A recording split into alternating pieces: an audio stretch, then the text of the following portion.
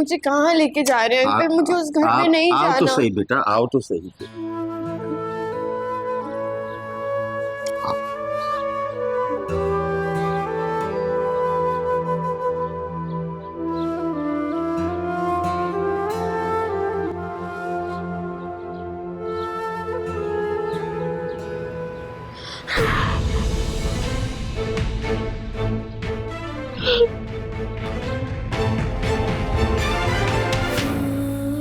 देखो बेटा, इसने मरकर यकीन दिला दिया कि तुम इसकी बेटी हो। मरते मरते इसने वसीयत की थी कि इसके आखिरी दीदार का हक सिर्फ इसकी बेटी को है। तुम इसकी बेटी हो।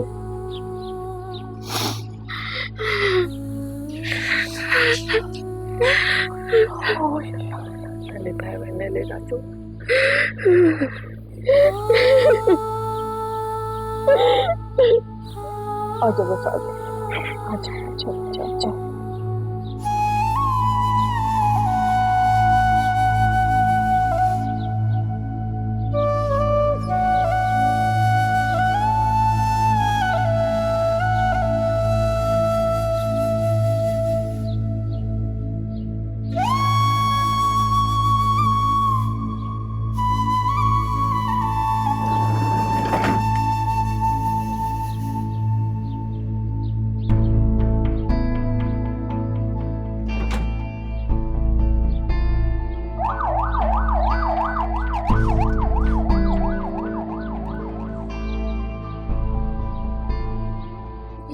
इधर आओ, इधर शाबाश, इधर बैठ जाओ, मेरा बच्चा इधर बैठ।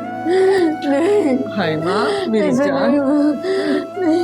अंकल को बुला मेरी जान। अम्मी ये सब क्या हो रहा है? फयाज अंकल की डेथ हो गई है, ये यहाँ कैसे आ गई? और इसकी हालत तो देखे। हटो यहाँ से, सामान बंद करो, जाओ यहाँ से। हाथ मत लगाना से, हाथ तोड़ दूंगी तुम्हारे। जाओ यहाँ से। बस मेरा बच्चा, बस सबर करो, सबर करो। जाओ पानी लेकर आओ, जाओ। अरे मेरी जान, मौत भरा के सबको जाना है एक दिन इस दुनिया से।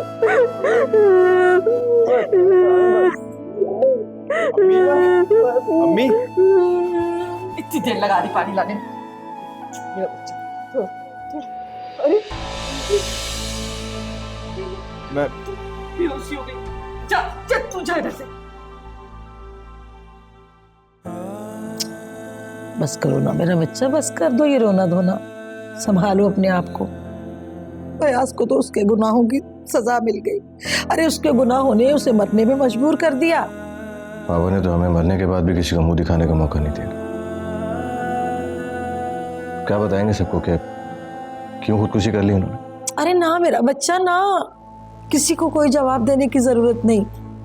फयाज की हराम मौत ने ना तुम लोगों की जिंदगी हराम कर देनी है। अरे बस कह देना कि हार्ट अटैक आया और मर गए बस। आंटी ये कोई मौत है? 2-4 लोग गए सिर्फ दफनाने के लिए। तो और क्या होता, 100 लोग जाते। अरे नेक लोगों के जनाजों में हजूम होता है, और जो इस तरह के गुनाहगार होते हैं ना, ऐसे खामोशी में चले जाते हैं। पापा की नाइंसाफी देखो। हामिया की खातिर उन्होंने हमसे आखिरी बार उनको देखने का हक भी छीन लिया। जिसको हक मिला वो है सिर्फ आइमा। बिल्कुल ठीक कह रहे हो भाई। आइमा तो अपनी नहीं, फिर वो मैयत का चेहरा कैसे देख सकती है? पता नहीं कमाल अंकल ने कोई अरेंजमेंट किया होगा। ये स्ट्रीट के एंड पे कोई कब्रिस्तान है, वहीं फ़ोन कर रहे थे, वहीं बुला लिया होगा आइमा को। अरे फयाज ने ये तक ना सोचा कि मेरे बच्चों को सारी जिंदगी इस बात का दुख रहेगा कि हमने अपने मरे हुए बाप का चेहरा तक नहीं देखा। नहीं, मैं ये नहीं होने दूंगा, नहीं होने दूंगा। मैं ऐसे नहीं होने दूंगा। अरे नहीं, जाओ बेटा, बच्चा है, कहीं अब कुछ करना बैठे, संभालो इसे। ओ मेरे खुदाया, शकीला ये मुसीबतें तू मेरे लिए छोड़ के चली गई। आज तुझे तो अल्लाह पूछे।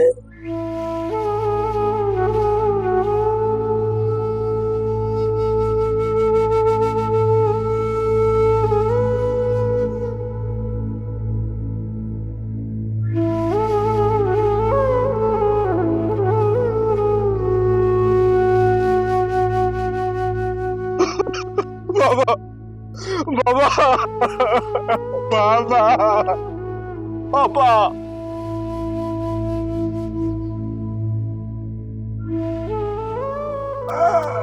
बाबा आपने क्या किया भाई बाबा बाबा भाई बाबा चले गए अब सब कुछ छोड़ के भाई पापा ने हम सबको आयमा की खातिर बहुत बड़ी सजा दी। अब कमाल साहब, हमने अपना फर्ज पूरा कर दिया। आइए आए।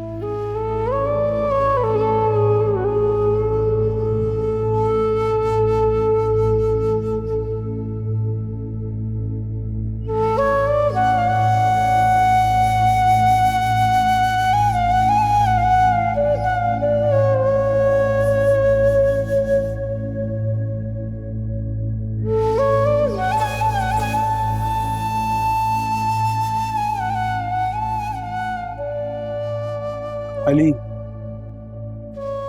अली ये जिंदगी है, हमें खुद को संभालना होगा।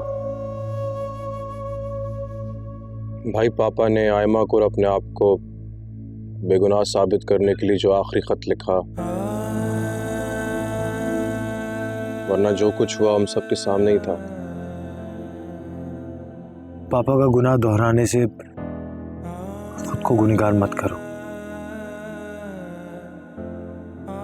मैंने पापा को माफ कर दिया। पापा ने जाते जाते आखिरी वक्त में अपना चेहरा भी ना देखने दिया। बाप तो बाप होता है ना, चाहे जितना भी गुनहगार क्यों ना हो। देखो, ऐसी चीजों को मत दोहराओ। पापा भी इंसान थे, उससे भी गलती हो सकती है, लेकिन मुझे लगता है कि ये सब एक साजिश है। और वो खत तो पापा ने लिखा था अपने हाथों से, और फिर हम सब ने जो देखा वो क्या था? अगर कोई साजिश करता तो आयमा का कमरा अंदर से नहीं बाहर से लॉक होता, और फिर पापा के नंबर पे आयमा की कॉल।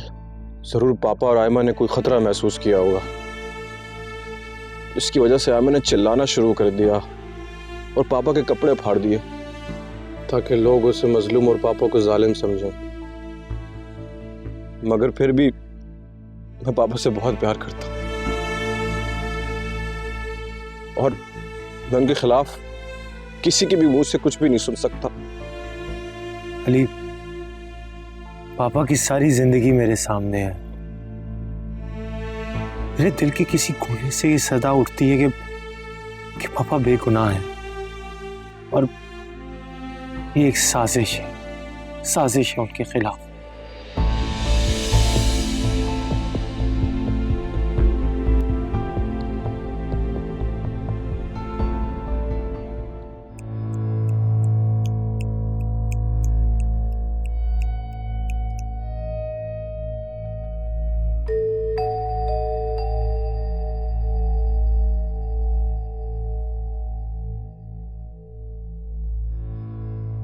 बेवकूफ लड़के, तुम्हें आयमा के सामने आने की क्या जरूरत थी? उसे जख्म पर जख्म मिल रहे हैं, इस वक्त वो बहुत दुखी है। और तुम ये बात जानते हो, वो अपने तमाम दुखों की वजह तुम्हें समझती है, नफरत करती है वो तुमसे। नहीं, वो ये सब कुछ इतना अचानक हुआ कि मुझे कुछ सोचने समझने का मौका ही नहीं मिला। और ये आयमा इस घर में इस हालत में कैसे, और ये फयाज अंकल की डेथ कैसे हो गई? तुम्हारे डैडी बता रहे थे कि तुमने अली के सामने आयमा पर जो इतना बड़ा इल्जाम लगाया, अली पहुंच गया फयाज भाई के पास वजाहत तलब करने के लिए, और गुस्से में आकर उसने आयमा को तलाक दे दी। फयाज भाई को अपने बेटे से इस रवैये की तवक्को नहीं थी। उन्होंने अपने बेटे से मायूस होकर खुद को खत्म कर डाला। आखिर कोई भी बाप इतना बड़ा इल्जाम किस तरह बर्दाश्त कर सकता है? मैंने खुद थोड़ी लगाया था, ये सब कुछ मुझे आप ही ने बताया था। मानती हूँ कि मुझसे गलती हो गई थी, मेरी शिकस्त ने मेरी अक्ल पर पर्दे डाल दिए थे, और जलती पर तेल का काम तो जमीला आपा ने किया ना। हसद भरी बातें मेरे कान में डाल दी, मेरे दिल में बुक्स भर दिया। खैर अम्मी, अल्लाह ने मेरी सुन ली और आपकी भी। अब मेरी और आयमा की शादी। खामोश, फिलहाल अपनी ये सोच अपनी जबान पर मत लाना। मैं खुद ही तुम्हारे लिए राहें हमवार करूंगी, लेकिन खुदा का वास्ता है, मैं तुम्हारे आगे हाथ जोड़ती हूँ, अपना ये आवारापन छोड़ो, घर में बैठना सीखो। कमाल आयमा को अपनी बेटी बनाकर इस घर में लाए। उन्होंने अगर तुम्हें कोई ऐसी वैसी हरकत करते देख लिया ना, तो फिर तुम भूल जाओ, तुम्हारी शादी कभी भी आयमा के साथ नहीं करेंगे वो। तबीयत कैसी है तुम्हारी? हाँ ठीक है। उफ़ो, बुखार है अभी तक, मेडिसिन ली है तुमने? जी। चलो रेस्ट करो, ठीक है?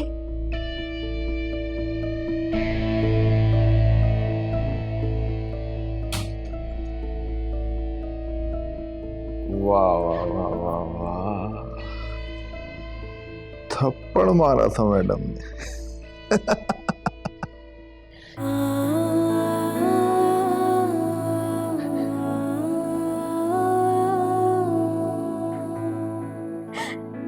आसिफ, आसिफ, आसिफ, ये सब कुछ आयमा की वजह से हुआ है। उसकी वजह से मैं माँ बन के भी अपने बच्चे से महरूम हो गई। रायमा, डॉक्टर्स हमारे बेटे की जिंदगी को लेकर बिल्कुल नाउम्मीद हो गए थे। अल्लाह ने उसे सांस दी है ना, उसे जिंदगी भी जरूर देगा। तुम देखना, हमारा बेटा बिल्कुल ठीक हो जाएगा। नहीं, मुझे झूठे दिलासे मत दीजिए आसिफ। मैं अपने बेटे को अपनी आंखों से देख कर आई हूँ। वो तो एक बेजान चीज की तरह पड़ा है, जिसमें सिर्फ धड़कन बाकी रह गई और कुछ नहीं। देखो रायमा, ऐसी मायूसी की बातें नहीं करते। अल्लाह उसकी जिंदगी जरूर बढ़ाएगा। मेरी अपनी ही बहन मेरे बच्चे की कातिल निकली, और मेरे अपने बच्चे के दादा ने अपने ही खून का खून कर दिया। ये कैसा अंधेरा है आसिफ? तुम तो माँ हो, रोकर अपना दिल हल्का कर लोगी। मुझे देखो, मैं किस दुख को रहूं, मैं क्या करूं रायमा? अल्लाह ना करे कि कोई माँ भी मेरी जिंदगी में बस हो, जो ना अपने बच्चे को गोद में ले सकती, ना अपने बच्चे को छू सकती। रायमा, चंद दिनों की बात है, पता भी नहीं चलेगा 2 महीने गुजर जाएंगे। आप 2 महीने की बात करते हैं, मेरे से तो 2 पल भी इंतजार नहीं होता। आसिफ, ये डॉक्टर कितने जालिम है, कहते हैं मैं अपने बच्चे को नहीं छू सकती। तुम दुआ करो कि ये मुश्किल की घड़ियां खत्म हो जाएं। वो वक्त जरूर आएगा जब तुम अपने बेटे को गोद में लोगी, या उसे चूमोगी, उसे सीने से लगाओगी। देखो, डॉक्टर्स ने तुम्हें इजाजत दे दी है घर जाने की। मैं अपने बच्चे को छोड़ के घर नहीं जा सकती, मैं कहीं नहीं जाऊंगी। रायमा, रायमा, देखो तुम यहाँ नहीं रुक सकती। क्यों नहीं रुक सकते हम यहाँ? क्या चाहिए डॉक्टर्स को? पैसा चाहिए, हम पैसा देंगे नहीं, नहीं रायमा, नहीं, बात पैसों की नहीं है। हॉस्पिटल के भी कुछ रूल्स एंड रेगुलेशंस होते हैं, समझा करो। मैं हॉस्पिटल के बाहर बैठ जाऊंगी। अरे रायमा, ऐसे नहीं होता। हम रोज आया करेंगे, रोज उसको देखने के लिए आया करेंगे। हाँ, इंशाल्लाह वो ठीक हो जाएगा। लेकिन तुम्हें भी तो घर चलना होगा। हाँ? कौन सा घर? वो घर जहाँ पर एक शख्स ने मेरे माँ बाप की इज्जत को मिट्टी में मिला दिया, और मेरी अपनी बहन ने मुझे कहीं मुंह दिखाने के काबिल नहीं छोड़ा। नहीं जाना मुझे ऐसे घर में, नहीं जाऊंगी मैं उस घर में वापस। अब वहां कोई नहीं रह रहा है माँ।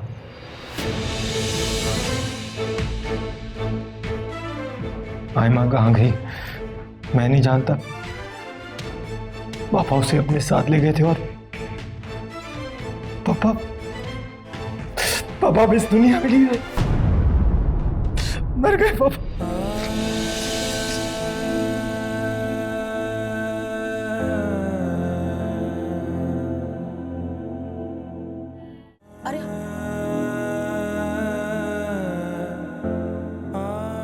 लोग समझते हैं कि फैयाज हराम मौत मर गया,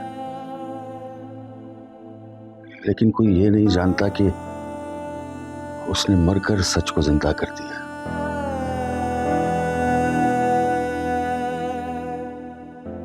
वो सच्चाई का शहीद बन गया, और कोई इससे बढ़कर अपने सच्चे होने का सबूत क्या दे सकता है।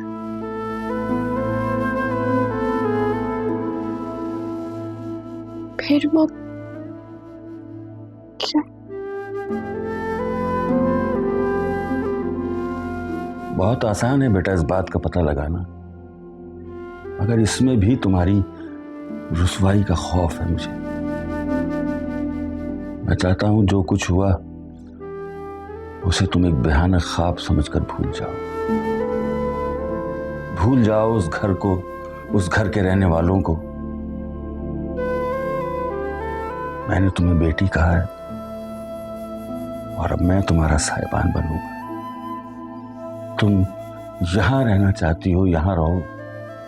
अपने माँ बाप के घर रहना चाहती हो तो वहां रहो, मैं तुम्हारे साथ हूं। आपने आंटी को बता दिया कि मेरे साथ? ना, और कभी तुम भी ना बताना। भूल जाओ तुम इस बात को। ये कैसे मुमकिन है कि मैं भूल जाऊं कि अंकल ने मेरी वजह से जान दी? नहीं आयमा बेटा, उसकी जिम्मेदार फैयाज की औलाद है, और कफारा भी उन्हें ही अदा करना है, तुम्हें नहीं। मगर मैं अपना कफारा किससे मांगू? खुद अदा करो, अपने होठों पर मुस्कुराहट सजाकर। मैं जानता हूं तुम जीते जी इस वाकये को भुला नहीं पाओगे,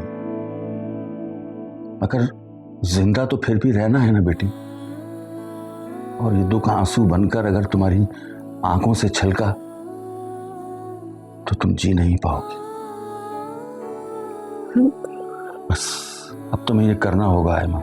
मगर मैं यहाँ आपके घर नहीं रह सकती। फैसल भी तो मेरा मुजरिम है, मेरी बदनामी में बराबर का शरीक है वो। ठीक कह रही हो तुम। जब तक तुम्हारे अब्बू का घर खाली नहीं हो जाता तुम यहां रुको, और इस दौरान अगर फैसल ने तुमसे किसी भी किस्म की कोई हरकत की तो मैं ये भूल जाऊंगा कि वो मेरा इकलौता बेटा है। मैं शूट कर दूंगा उसे। बस बेटा अब रोना नहीं, और ये वक्त इबादत में गुजारो। फयाज की मग़फ़िरत के लिए और अपने सब्र के लिए अल्लाह से दुआ मांगो।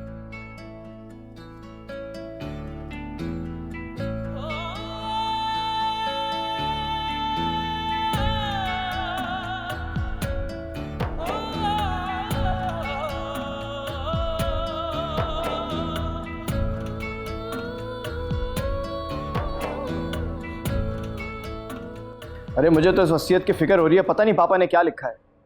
पापा अपने साथ कबर में तो कुछ नहीं लेके गए होंगे, जो भी है वो हमारा और अली का।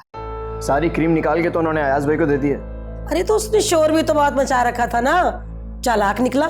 बस देख लो, लेकिन एक बात बता दूं, इस घर में मेरी बेटी के साथ शुरू से लेके आज तक ज्यादती होती आई।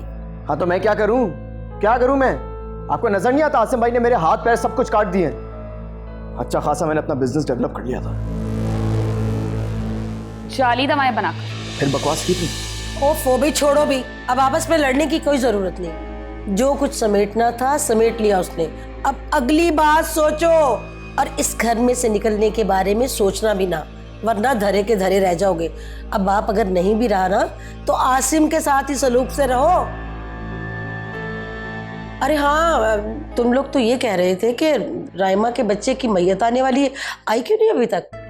बीना,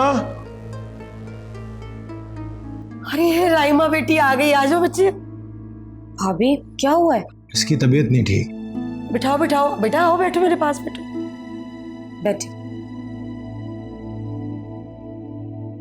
वो राइमा भाभी, आप इस तरह खाली हाथ, मेरा मतलब है खाली को। बीना प्लीज अभी इसका जिक्र मत करो।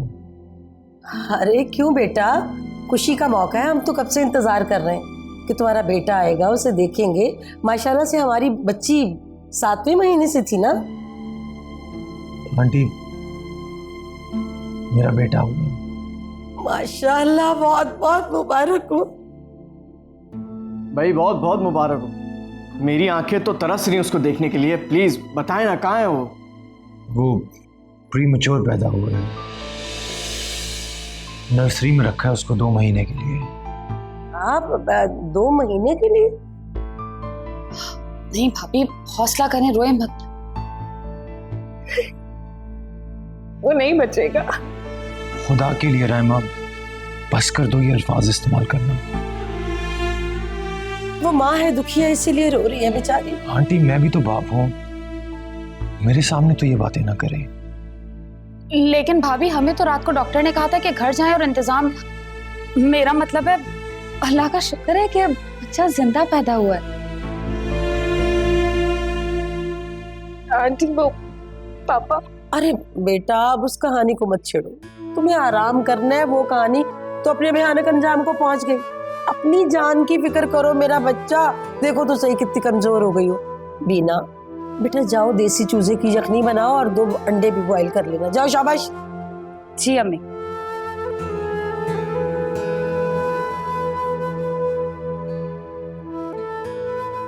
हाय, चल मेरा बच्चा, तुझे बेडरूम में ले चलूं।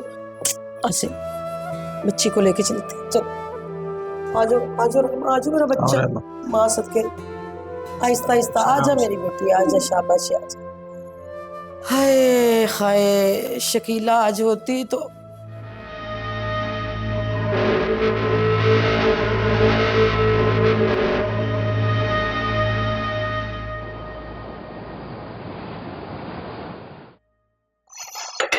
सखावत भी पता नहीं सारा सामान कहाँ रख देती है।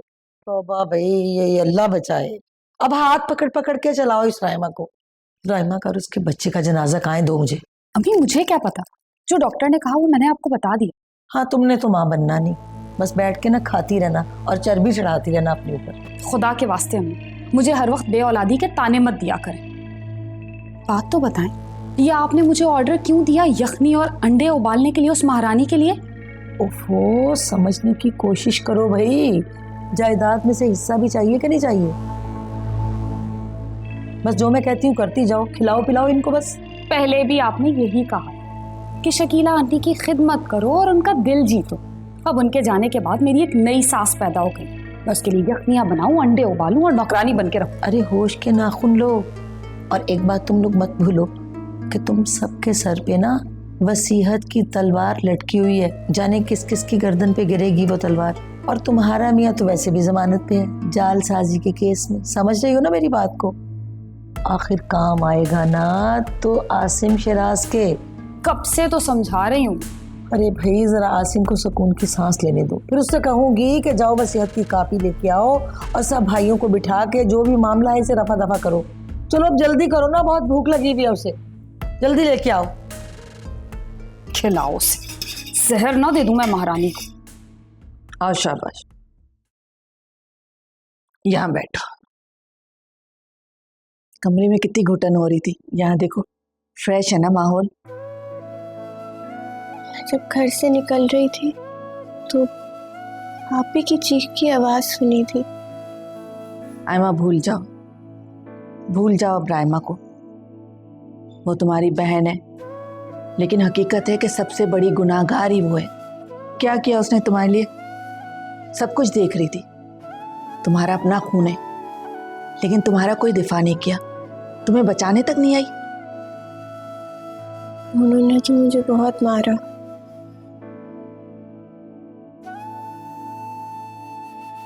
कितने सारे निशान आते हैं, ऐसा लगता है किसी ने बहुत बुरी तरह नोचा है तुम्हें।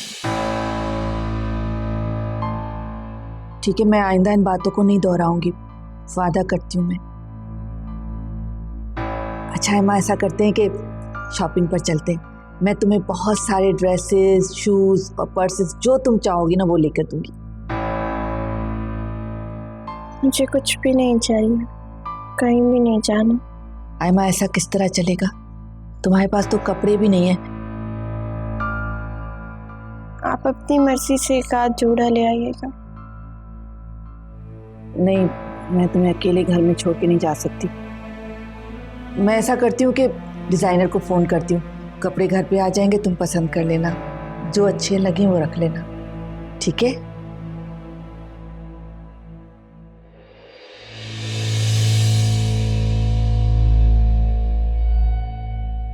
मैं कमरे में जाऊं? थोड़ी देर यहीं बैठो, फिर कमरे में चली जाना। मैं तुम्हारे लिए जूस लेके आती हूँ। हाँ,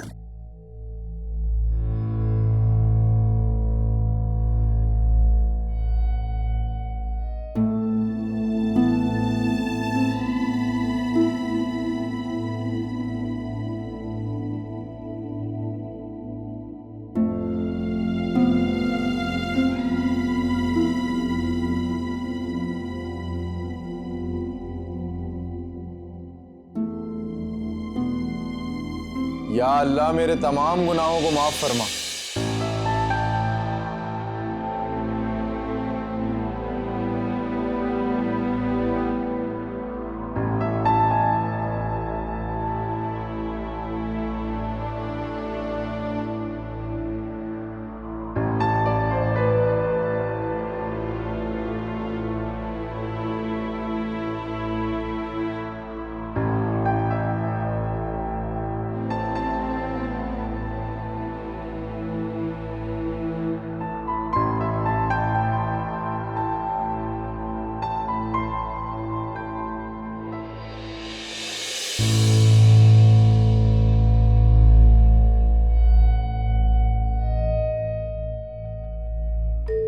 चलो शुक्र है इसने मुझे नमाज पढ़ते हुए तो देखा, कुछ तो अच्छा इंप्रेशन जाएगा इसके ऊपर।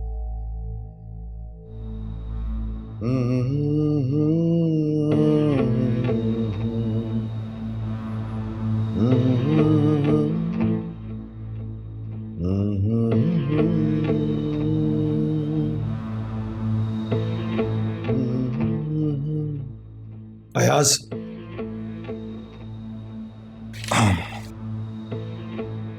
खैरियत? तुम यहाँ पे? लगता है बहुत ही हसीन ख्वाब देख रहे थे। वो एक्चुअली मैं कोई बात नहीं, ख्वाबों पे हमारा इख्तियार नहीं होता। कोई काम था तुम? हाँ, वो रहमा घर वापस आ गई है, कुछ मेडिसिन रह गई वो लेने के लिए जा रहा हूँ। मोहल्ले से पापा की ताज़ियत के लिए कुछ लोग आए हैं, उनसे जाके मिल। तो सब ठीक है, मगर मैं क्या कहूँगा उनसे कि पापा को क्या हुआ था और हमने बगैर किसी को बताए, बगैर किसी को इत्तला दिए उनकी तस्वीर भी कर दी। बस कह देना कि डॉक्टर्स ने कहा था कि जल्दी तदफीन कर दें, कुछ मेडिकल इश्यूज थे। ओके,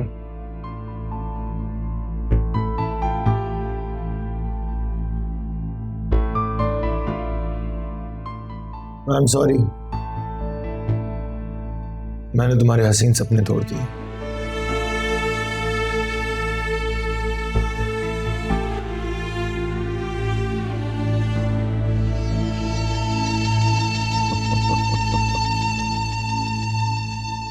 हसीन सपने।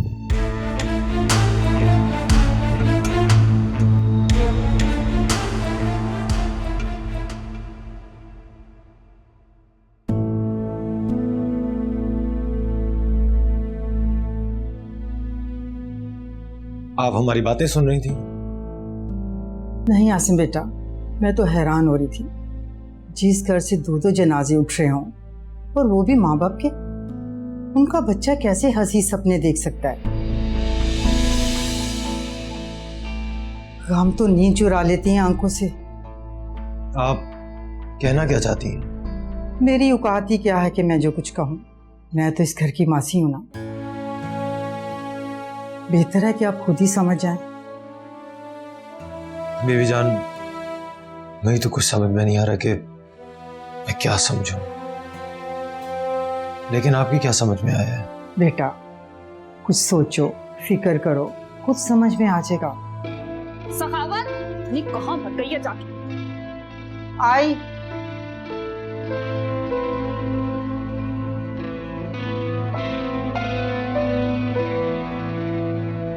भाई,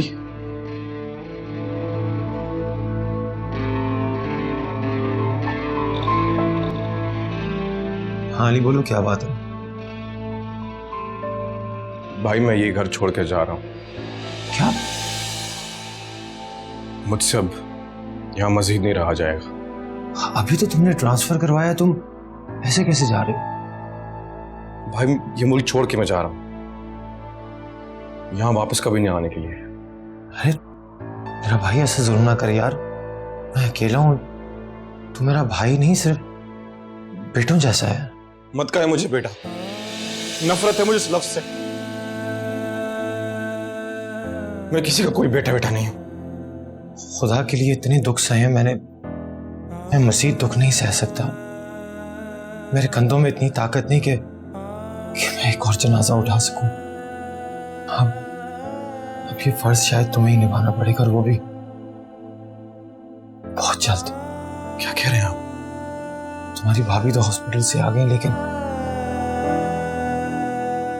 मेरा बेटा नहीं है।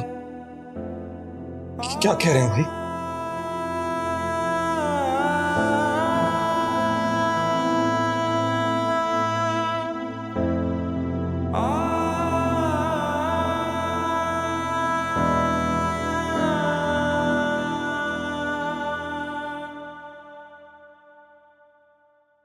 बस बीबी जान ले जाइए, मुझसे और नहीं पिया जाएगा।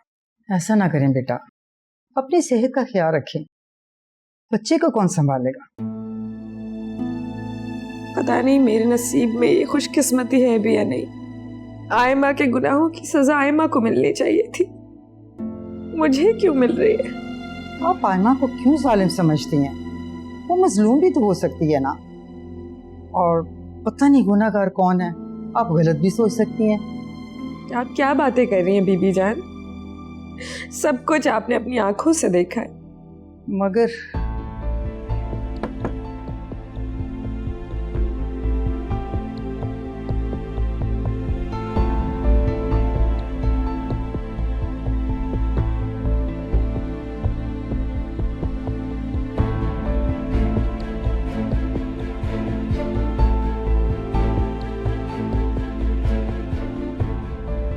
भाभी, भाभी यहाँ देखिए मेरी तरफ।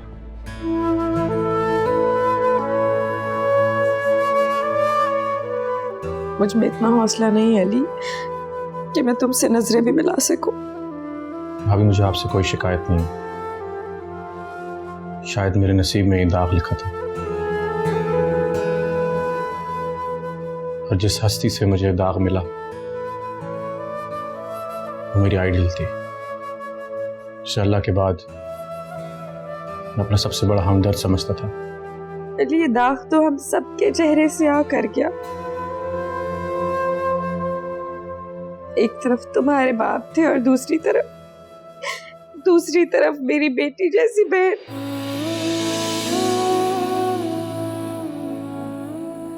ऐसे भी कोई रिश्ते पामाल करता है? कैसे करता है कोई? हमारे इतने मोतबर रिश्ते हमारे लिए गाली बन के रह गए। नहीं, आप क्यों खड़ी है? जाइए यहाँ से। जाती हूँ, मगर आप अपने लफ्जों को अपना गुनाह ना बनाएं। आप बहुत बड़ा गुनाह कर रही हैं, आप सब।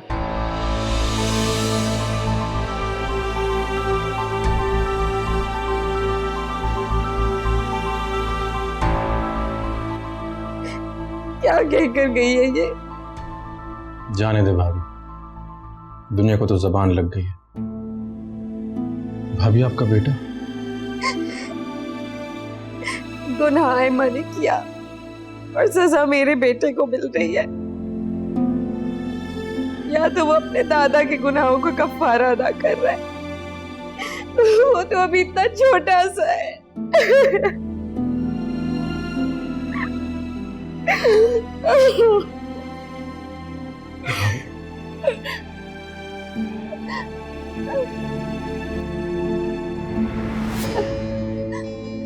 भाभी, भाभी, भाभी, भाभी क्या हुआ?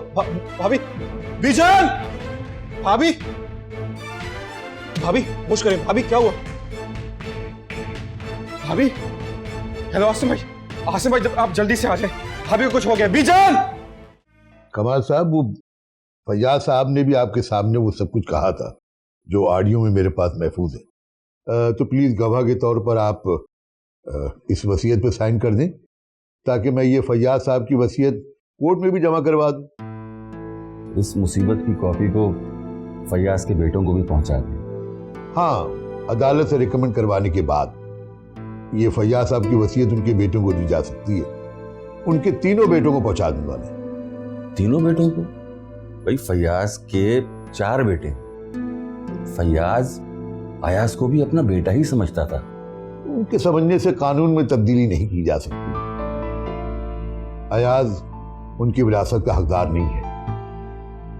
लेकिन अभी कुछ दिन पहले ही फैयाज ने उसके नाम हिस्सा किया था। वो फाइल मेरे पास भी है, लेकिन अदालत से अभी रिकमेंड नहीं की गई। उसमें कुछ कानूनी पेचीदगियां हैं। फैयाज साहब की वसीयत की रोशनी में ही उसका फैसला किया जाएगा। ठीक है, जैसा आप बेहतर समझें वो कर लें। मुझे तो इतनी मालूमात है नहीं इसके बारे में। आयमा बेटी कैसी है? आयमा के लिए दुआ करें, बहुत जुल्म हुआ है उस बच्ची के साथ। अल्लाह खैर करे। अच्छा, ये जरा इस पे साइन कर दें तो मैं फिर मुझे जाना है।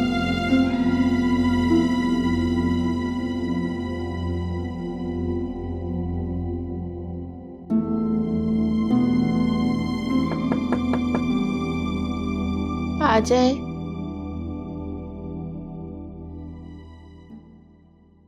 ये देखो आयमा, मैंने तुम्हारे लिए ड्रेसेस मंगवाए। इसमें से कोई भी एक सेलेक्ट करके पहन लो। आंटी आपने तकलीफ की है। माँ अगर अपनी बेटी के लिए कुछ करती है तो क्या वो तकलीफ होती है? हाँ, सॉरी आंटी, आइंदा नहीं कहूंगी। आयमा, मेरी हमेशा से ख्वाहिश थी कि मेरी बेटी हो। बहुत मन्नतें की, मुरादें की, दुआएं मांगी, लेकिन मैं नहीं जानती थी कि मेरी दुआएं तुम्हारी सूरत में कबूल होंगी और तुम रहमत बन के मेरे घर आ जाओगी। आपको मैं रहमत लगती हूँ? तो फिर रहमत किस तरह होती है? तुम्हारी सूरत में तो होती है रहमत। अच्छा, अब तैयार हो जाओ, हमें डिनर पे भी चलना है। जी। आयमा, तुम्हें डरने या परेशान होने की जरूरत नहीं है। तुम्हारे माँ बाप तुम्हारे साथ होंगे, और अगर तुम फैसल की वजह से परेशान हो तो फैसल बहुत बदल चुका है, और यकीन करो वो अपनी हरकत पे बहुत शर्मिंदा है। आयमा, जिस तरह तुमने अपनों की गलतियों को माफ कर दिया है, उसी तरह फैसल को भी माफ कर दो। जी aunty. Thank you very much. तुमने मेरे दिल से मनोबोझ उतार दिया। अल्लाह तुम्हें सदा खुश रखे। अच्छा, अब जल्दी से तैयार हो जाओ, मैंने शूज भी मंगवाए, अभी लेके आती हूँ। ठीक है, अच्छी सी तैयार होना।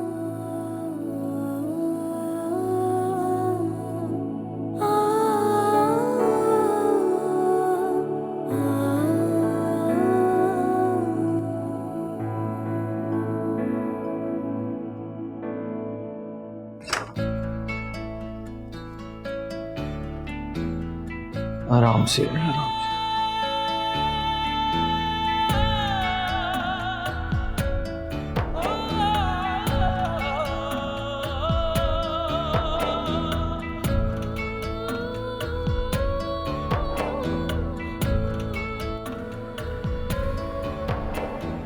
सुना तुमने डॉक्टर क्या कह रही थी?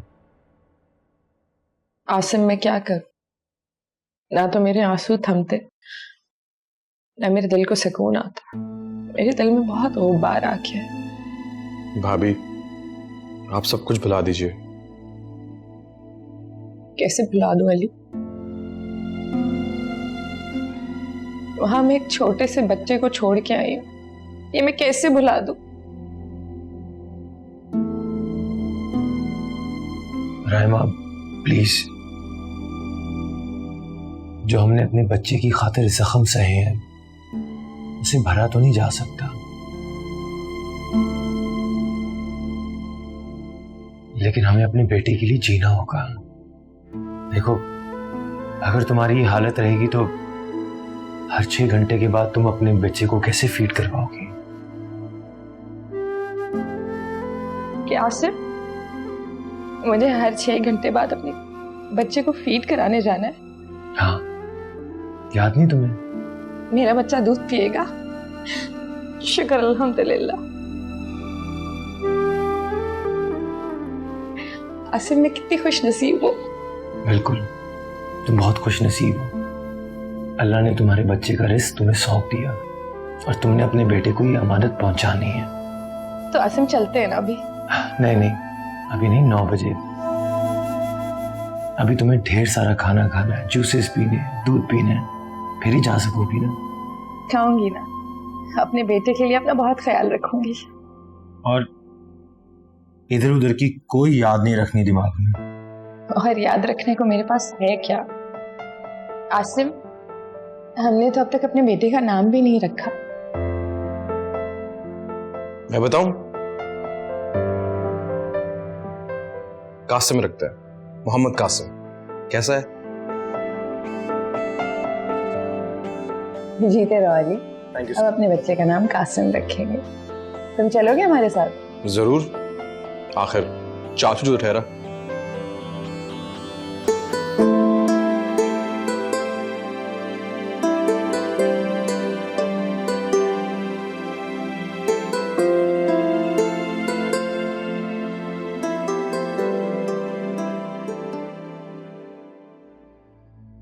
देखो, मैं अभी कुछ भी नहीं कर सकता हूँ। पापा के इंतकाल के बाद मेरे पास 1 रुपया भी नहीं है और जब तक उनकी वसीयत नहीं आ जाती मैं कुछ भी पे नहीं कर सकता। मैं दुबई में धक्के खाने के बाद मजबूरन पाकिस्तान आ गया हूँ। उल्लू के पट्टे, तुम्हें समझाया था यहाँ वापस नहीं आना। क्या वहाँ मजे से नहीं रह रहे थे तुम? वहाँ होटल में वेटर की जॉब करते करते तंग आ गया था मैं। वहाँ गैर कानूनी तौर पे रहने से बेहतर है कि यहाँ मैं जेल काट लूँ। मकुमत, और जेल का नाम नहीं लेना अब। खबरदार जो तुम घर से बाहर निकले तो, समझे? तो ठीक है, फिर मेरे लिए कुछ करो। मेरे बच्चे भूखे मर रहे हैं। मैं क्या करूं? मैं तो खुद जमानत में बाहर हूं। अदालतों में पेशियां भुगत रहा हूं। मैं तुम्हारे लिए क्या करूं? अच्छा ठीक है, मैं कुछ ना कुछ करता हूं। मगर सुनो, तुम अब फोन मत करना मुझे, समझे? तुमने अगर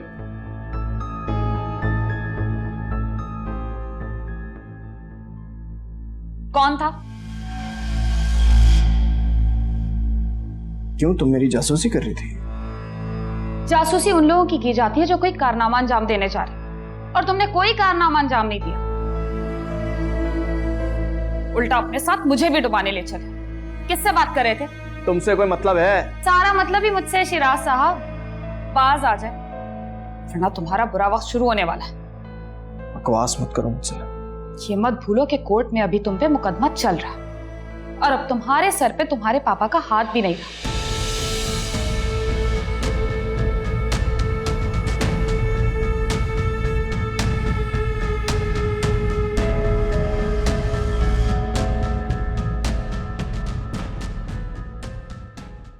बेगम, तुमने आयमा के मामले में कुछ ज्यादा जल्दी नहीं कर दी? कैसी जल्दी कमाल? मैंने तो बस ये चाहा कि आयमा अपनी तलाक का दुख भूल जाए, फयाज भाई का दुख भूल जाए। कौन सा गलत किया मैंने? बस कमाल, मैं तो ये चाहती हूँ कि आयमा अपनी जिंदगी की तरफ वापस लौट आए। वो ऐसा कभी भी नहीं कर पाएगी। क्या क्या मतलब है आपका? नहीं, कुछ नहीं, बस वैसे ही। ये सब मेरी मेहनत है कमाल। ऐसे आपसे एक बात पूछनी थी, अगर रुखसती से पहले लड़की को तलाक हो जाए तो इद्दत तो उसके जुम्मे नहीं होती ना? नहीं, मगर तुम क्यों पूछ रही हो? तो फिर कमाल, हम वक्त जाया किए बगैर ना आयमा और फैसल की शादी कर देते। क्या क्या कहा तुमने? फैसल और आयमा की शादी? तो इतना परेशान होने वाली क्या बात है? आखिर इसमें हर्जी क्या है? फैसल हमेशा से आयमा को पसंद करता था और सबसे अहम बात कि वो अपनी तमाम पिछली हरकतों पर शर्मिंदा भी है और उसका अजाला करना चाहता है। आपको क्या एतराज है इस बात पर? नहीं, मुझे क्या एतराज होगा? अब बेटी कहा है तो रिश्ता तो निभाना ही पड़ेगा ना। ठीक है, फिर मैं कोई अच्छा मौका देकर आयमा से बात करती हूँ और अगर वो राजी हो जाती है तो फिर हम लोग जल्द अज जल्द फैसल और आयमा की शादी कर देते हैं। हाँ ठीक है। पापा चले? हाँ चले। मैं तैयार हूँ। माशाल्लाह माशाल्लाह, देखे तो कितनी प्यारी लग रही है। मैं यही चाहती हूँ कि तुम इसी तरह तैयार रहा करो। चलो। हाँ चलते, चले आ जाए। अच्छी लग रही हो। कमाल, अब आ भी जाए, कहाँ रुक गए आप? अब हाँ आ रहा हूं मैं। अम्मी मुझे बहुत फिक्र हो रही है, शिराज किसी मुसीबत में ना फंस जाए। अरे नहीं, कुछ नहीं होगा। तरक्की करने के लिए रिस्क लेना ही पड़ता है मर्दों को। ये कैसा रिस्क है? पहले तो मामा और पापा बचा लिया करते थे, अब तो भाइयों में आपस में फूट पड़ गई। अगर कुछ हो गया तो कौन साथ देगा शिराज का? अरे भाई, इंसान को खुद को मजबूत होना चाहिए, तभी वो तरक्की कर सकता है। और तुम फिक्र नहीं करो, शिराज बहुत तरक्की करेगा, लेकिन 2 नंबरी में, क्योंकि वो इसकी फितरत में शामिल है। वो मुसीबत में तो फंसेगा ना। पहले तो पापा हाँ, पापा पापा पापा की रट लगा रखी है। वैसे आज पापा बहुत याद आ रहे हैं तुम्हें। जाहिर सी बात, जैसे भी थे कम से कम तहफ्फुज का एहसास रहता था। नाराज भी होते थे लेकिन हर मुश्किल से बाहर निकाल लेते। अब अगर कुछ हो गया तो कौन सहारा देगा? मैं तो शिराज,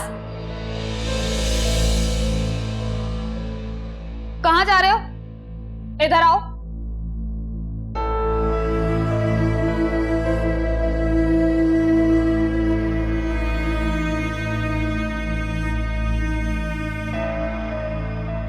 दिखाओ मुझे। अम्मी ये तो मेरा सेट है, देख रही हैं आप? कहाँ लेके जा रहे थे? तुम्हारे पास जेवरात की कोई कमी नहीं है, एक सेट ही तो लेके जा रहा था। अरे तो क्या बीवी के सेट बेच बेच के अपना गुजारा करोगे? हालात जिस दिन अदालत अपना फैसला सुनाएगी उससे मुझे जो भी पैसा मिलेगा वो सब इसी का तो होगा। शिराज,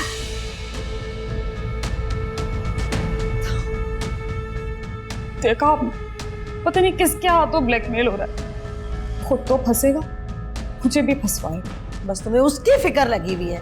अरे बेवकूफ लड़की, मर्द की एक बार अगर नजर पड़ जाए ना बीवी के जेवरात पर तो वो खत्म करके ही दम लेता है। अरे मैं तो कहती हूँ कि सारे जेवरात इकट्ठे करके मुझे दे दो ताकि मैं संभाल के रख लूँ ना अपने पास। जल्दी लेके आ।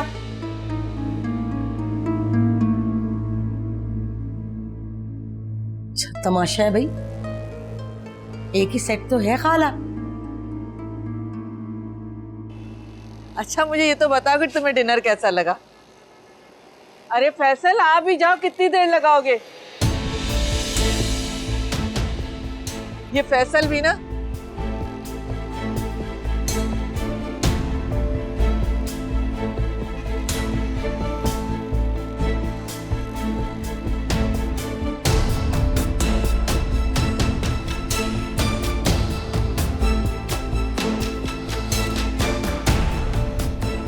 फैसल अब आ भी जाओ, कितनी देर लगाओगे? चलो चलो गाड़ी में बैठते हैं, आओ।